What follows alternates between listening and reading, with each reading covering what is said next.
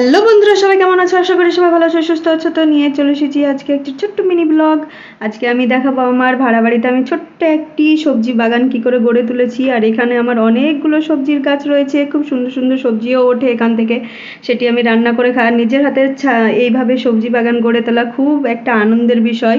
আমি এখানে অনেক রকমের গাছ লাগিয়েছি, বেগুন থেকে, ঢ্যাঁড়স থেকে, তোমার চাল কুমড়ো, লাউ, শিম, পুঁই, লাল শাক, টমেটো, কাঁচা লঙ্কা, করলা, শসা, এমনকি যেটা লাল আলু থাকে মাটির তলে সে আলুর গাছ, সমস্ত কিছু আমি লাগিয়েছি। আর এই বাগান গড়ে তুলতে অনেক কষ্ট হয়, অনেক খাটতেও হয় এর পেছনে, কিন্তু খুব সুস্বাদু সবজি পাওয়া যায় একটি, কোনো বিষ থাকে না। কার কার এরকম বিষমুক্ত খাবার পছন্দ তোমরা অবশ্যই কমেন্ট করে জানাবে। কারা কারা এইভাবে বাগান গড়ে তুলতে পছন্দ করো আমাকে অবশ্যই জানাবে। ভালো লাগলে লাইক কমেন্ট করো।